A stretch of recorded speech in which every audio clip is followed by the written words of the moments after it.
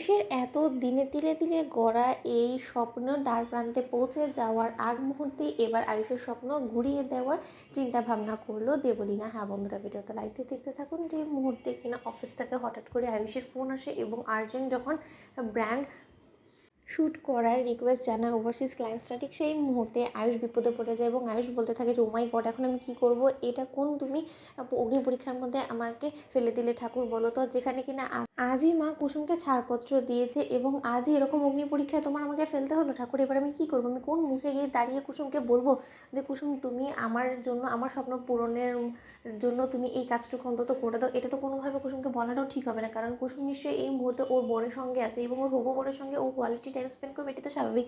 ওদের পার্সোনাল টাইমে আমি কী করি বা সেখানে ইনভলভ হই, আমি কিছুই বুঝতে পারছি না, তো মাথা কাজ করছে না। ঠিক আছে, আমি কোনো না কোনোভাবে লোকাল মডেলসদেরকে দিয়ে আমি কোনো একটা ব্যবস্থা করার চেষ্টা করছি। অন্যদিকে যখন অফিসে যাওয়া মাত্র ম্যানেজার বলতে থাকে যে স্যার কোনোভাবে এটা পসিবল হবে না, কারণ ওভারসিজ ক্লায়েন্টসরা কিন্তু রীতিমতো কুসুম ম্যাডামকে দেখেই মুগ্ধ হয়েছিল, তার কাজের প্রতি আকৃষ্ট হয়েছিল এবং এবার যদি কোনো মতেই এই ব্র্যান্ড শ্যুটটা সে নিজে স্বয়ং না করে তাহলে কিন্তু আমাদের অনেকটা ক্ষতি হয়ে যাবে এবং এই ক্ষতিপূরণ হয়তো বা আমরা আগামী 5-10 বছরও পূরণ করতে পারবো না। অন্যদিকে এই কথাটাই যখন দেবলীনা জানতে পেরে যায় ইন্দ্রাণীর মুখ থেকে, ইন্দ্রাণী বলতে থাকে যে দেখো তো রাজ আজকে কত বড় একটা সমস্যায় পড়ে গেল।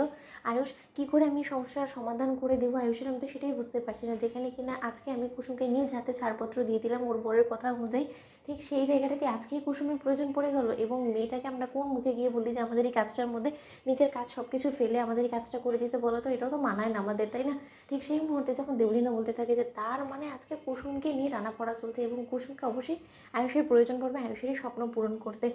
আয়ুষ খুব সেদিন এই কুসুমের জন্য তুমি আমাকে সকলের সামনে অপমান অপদস্থ করেছিলে, তুমি রীতিমতো আন্টির কাছে আমাকে অপমান করেছিলে এবং সেইটার প্রতিশোধ আমি যে কোনো মূল্যে নিবই। সেটা যদি এইভাবে হয় তাহলে এইভাবেই না হয়, আমি এক্ষুনি সঞ্জয়কে ফোন করে বলে দিচ্ছি যে আজকে যে কোনো মূল্যেই হোক না কেন ও যাতে কুসুমকে আটকে রাখে, নানান রকম অজুহাত দিয়ে ওকে যাতে ব্যস্ত করে রাখে, যাতে করে কিনা কুসুম আজকে কোনোভাবে এ বাড়িতে না ফিরতে পারে এবং কোনোভাবে এটা না জানতে পারে যে আজকে আয়ুষের সবথেকে বেশি ওর প্রয়োজন পড়ে গিয়েছে। এবার আমি দেখবো আয়ুষ গাঙ্গুলি তুমি কী করে নিজের মুখ উজ্জ্বল করো এবং ওভারসিজ ফ্রেন্ডসদেরকে তুমি কী জবাব দাও। খুব বেশি তুমি এবং ঈশান মিলে না কুসুমকে নিয়ে ধেই ধেই করে নাচছিলে, এবার কুসুমই হবে এই গাঙ্গুলি গ্রুপ অফ কোম্পানিজের ধ্বংসস্তূপ হওয়ার কারণ। অন্যদিকে এই কথা বলা মাত্রই যখন রাজ বলতে থাকে যে জানো তো ইন্দ্রাণী, কেন জানি না আমার মনে হচ্ছে আমরা যদি কোনো মতে একবার কুসুমকে এই সম্পর্কে বলি তাহলে কোনো না কোনোভাবে অবশ্যই কুসুম এই বিষয়ে আমাদেরকে হেল্প করলেও করতে পারে। অন্যদিকে দেবলীনা বলতে থাকে যে আঙ্কেল তোমার কি মাথা খারাপ হয়ে গেছে? বলো তো, আজ এখানে কিনা আর 7 দিন মাত্র ওর বিয়ের বাকি আছে, যেখানে কিনা ও বাইরে যাওয়ার সকল প্রস্তুতি নিয়ে ফেলছে, তার মাঝখানে আমাদের কাজের জন্য ওকে এতটা ডিস্টার্ব করাটা কি আদৌ ঠিক হবে? বলো তো। আমি তো বলবো যে আয়ুষের যত শীঘ্র সম্ভব